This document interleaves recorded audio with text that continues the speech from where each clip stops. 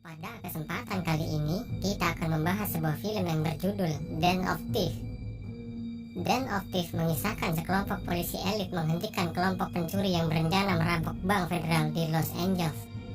Tanpa basa-basi lagi, langsung saja kita simak alur ceritanya.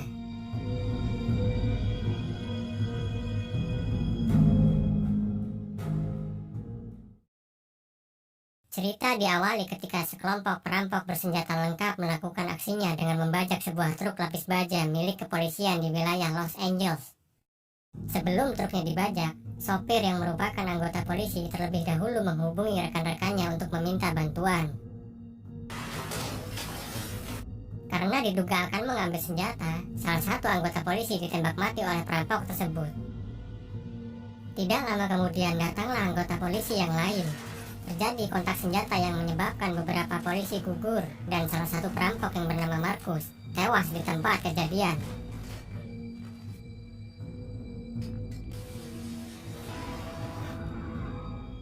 Para perampok berhasil kabur dan ketika sampai di markas mereka, sang ketua perampok yang bernama Ray Merriman mengatakan bahwa mereka seharusnya tidak membunuh polisi di sana, sebab itu merupakan kategori tindakan kriminal berat. Dan sekarang mereka akan berurusan dengan satuan elit kepolisian Los Angeles.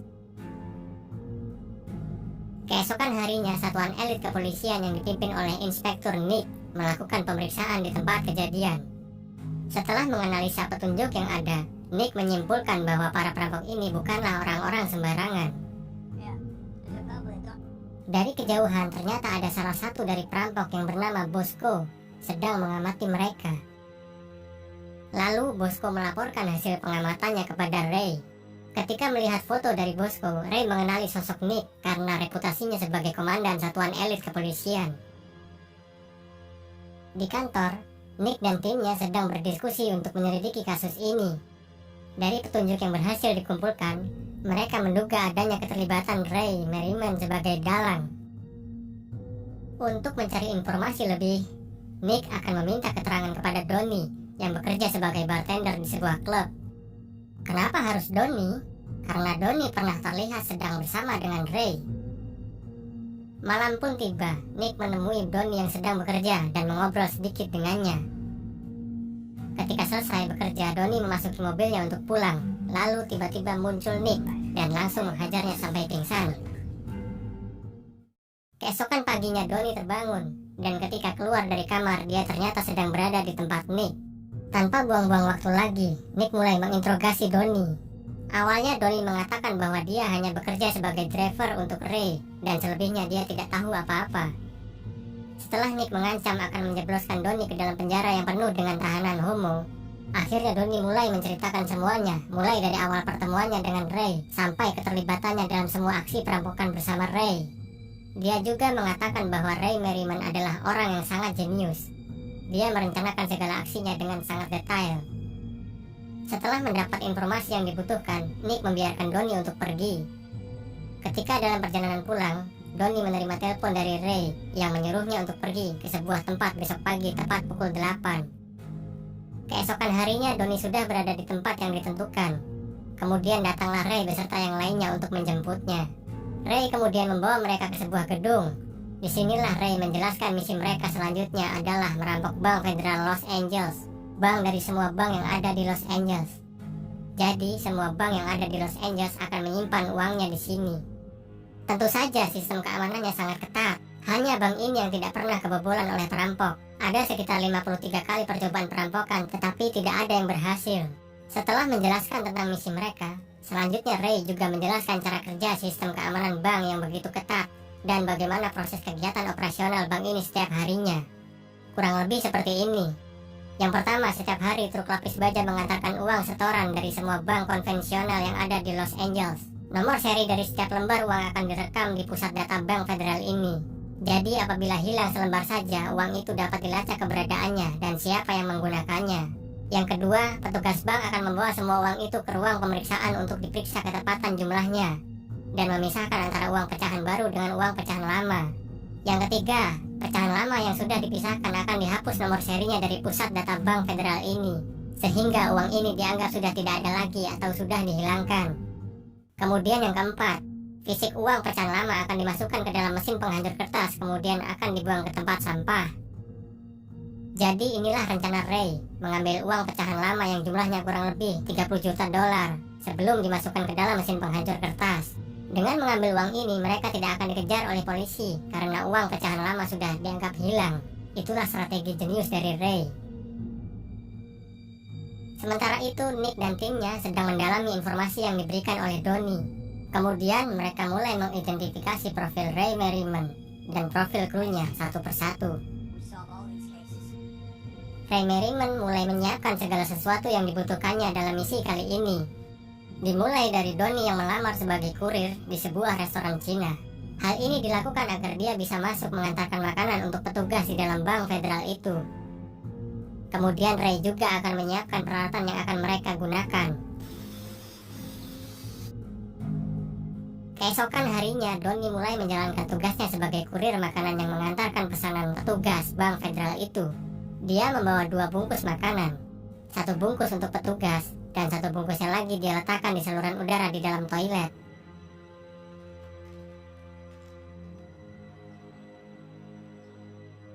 Waktu pun berjalan. Ray dan semua krunya sedang makan malam di sebuah restoran. Tidak lama kemudian datanglah Nick beserta timnya di restoran yang sama. Nick mendatangi meja Ray dan mengajak Donnie untuk berbincang-bincang. Karena merasa terganggu, Ray meminta Nick untuk pergi dari mejanya.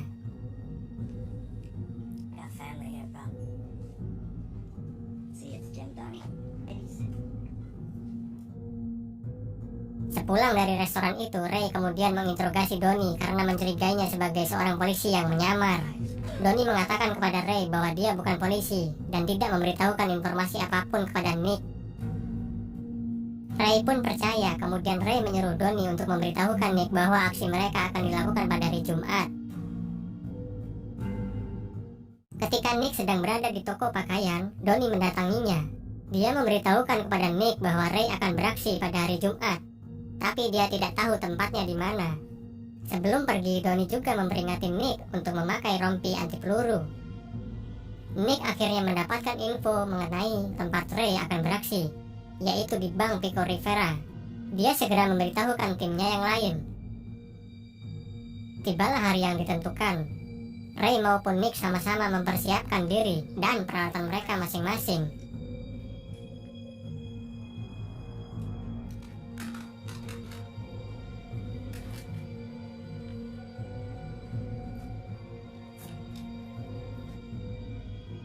Nick dan tim tiba terlebih dahulu. Kemudian mereka melihat Ray dan krunya datang dengan menggunakan senjata lengkap dan dilengkapi dengan rompi anti peluru. Mereka pun langsung beraksi dengan masuk ke dalam bank dan menyandra semua orang yang ada di sana. Ray menyuruh manajer bank untuk menelpon 911 dan melaporkan bahwa dia sedang disandra. Para perampok meminta uang 10 juta dolar dan disediakan helikopter dengan bahan bakar penuh dalam waktu 1 jam ke depan. Jika tidak, maka para sandera akan ditembak satu persatu. Kemudian Ray menyuruh sang manajer bank untuk membuka brankas. Tidak lama kemudian, Ray dan krunya meledakkan sesuatu di dalam bank. Setelah melihat denah lokasi bank, Nick mengetahui jika ada saluran air yang terdapat di bawah lantai bank. Akhirnya dia memikirkan jika Ray dan krunya bisa saja keluar dari bank itu melalui saluran air tanpa mereka sadari. Nick kemudian berinisiatif masuk ke dalam bank untuk membuktikan dugaannya. Ternyata benar, Ray dan krunya sudah tidak ada di dalam bank itu. Mereka keluar dari bank melalui saluran air yang ada di bagian bawah lantai bank dengan cara meledakkan lantai menggunakan bom yang mereka rakit sendiri. Nick masuk ke dalam saluran air untuk mencari jejak Ray dan krunya. Ternyata saluran air itu mengarah ke bagian belakang bank. Akhirnya dia tahu kalau Ray sudah keluar dari bank melalui saluran itu. Nick dan tim segera pergi meninggalkan Bank Pico Rivera untuk mencari keberadaan Ray dan krunya. Dia meminta bantuan kantor pusat untuk melacak keberadaan mereka. Sementara itu, Ray dan krunya sudah berada di Federal Bank Los Angeles dengan menyamar sebagai karyawan perusahaan Alameda, sebuah perusahaan yang bertugas untuk mengangkut dan menyetorkan uang dari bank konvensional di Los Angeles ke Bank Federal. Ray menyetorkan uang yang mereka rampok dari Bank Pico Rivera ke Bank Federal. Setelah berhasil masuk ke dalam Bank Federal, Ray membawa uang itu ke ruang pemeriksaan dan menunggu di sana sampai proses pemeriksaan uang selesai.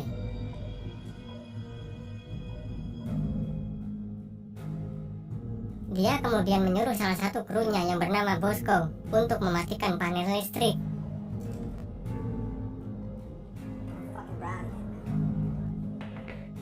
Setelah listrik mati, Donnie yang bersembunyi dari dalam kotak uang pun keluar untuk mengambil semua uang pecahan lama yang sudah dihapus nomor serinya dari pusat data bank federal. Jumlah uang itu kurang lebih 30 juta dolar. Donnie segera memasukkan semua uang itu ke dalam plastik, kemudian membuangnya ke dalam kotak sampah. Dia hanya punya waktu beberapa menit saja untuk melakukannya. Dan ketika listrik sudah kembali menyala, dia harus segera keluar dari ruangan itu. Beberapa menit kemudian, listrik pun menyala kembali, dan Donnie segera keluar dari ruangan itu melalui saluran udara. Petugas bank federal melakukan pemeriksaan fisik terhadap ketepatan jumlah uang yang disetor oleh Ray, dan hasilnya pun sesuai dengan pusat data bank federal. Kemudian Ray pun diperbolehkan pergi. Setelah berhasil keluar dari ruang pemeriksaan uang melalui saluran udara yang terhubung ke toilet, Donnie pun menyamar kembali menjadi kurir yang mengantar makanan ke salah satu seorang petugas bank. Ketika sampai di pos pemeriksaan, polisi yang berjaga di sana tidak melihat Donnie masuk untuk hari ini, tapi sekarang tiba-tiba dia melihat Donnie keluar. Polisi itu pun memeriksa buku daftar pengunjung untuk hari ini, dan tidak ada nama Donnie di sana. Untung saja dia tetap membiarkan Donnie pergi. Bosco yang tadi bertugas mematikan panel listrik di bank federal sekarang bertugas melakukan pembajakan terhadap truk sampah yang baru saja selesai mengangkut sampah dari bank federal. Kemudian dia membawa truk itu ke tempat pembuangan sampah. Di sana sudah ada Ray dan LeVock untuk menunggunya.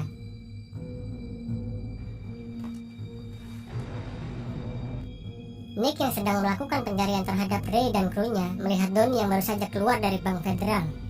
Dia langsung menyergap dan memasukkannya ke dalam mobil.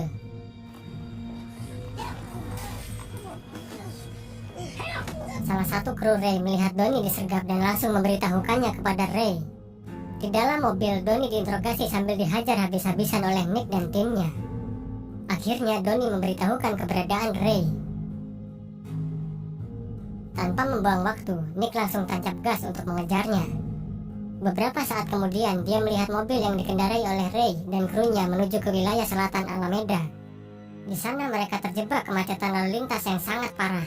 Nick memutuskan turun dari mobil untuk menangkap Ray. Dia memberitahukan kepada timnya bahwa Ray mengenakan rompi anti peluru. Sementara itu, Donnie pun diborgol di dalam mobil. Ray yang melihat Nick sudah turun dari mobilnya, langsung mempersiapkan dirinya dengan senjata mesin. Disinilah adegan tembak-menembak yang tegang terjadi.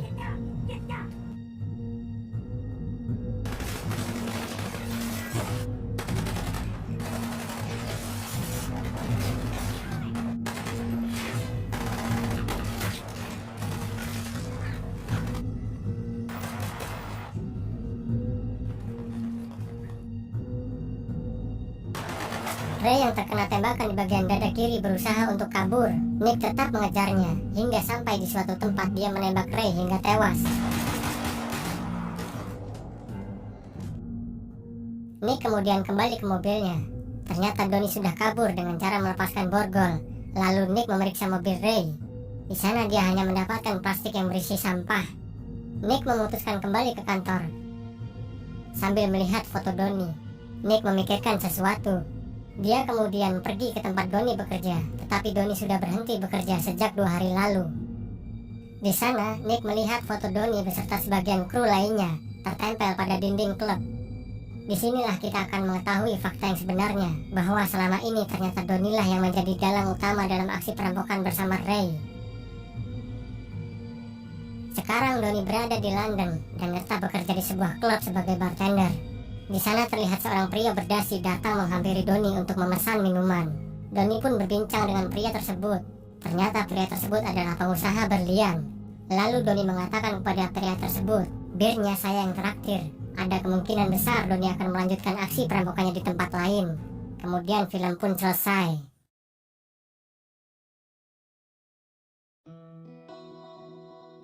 Oke guys, itu tadi alur film Den of Thieves. Apabila ada kesalahan ataupun kata-kata yang kurang, kami mohon maaf. Sekian dulu video dari kita, dan nantikan video selanjutnya. Sampai jumpa.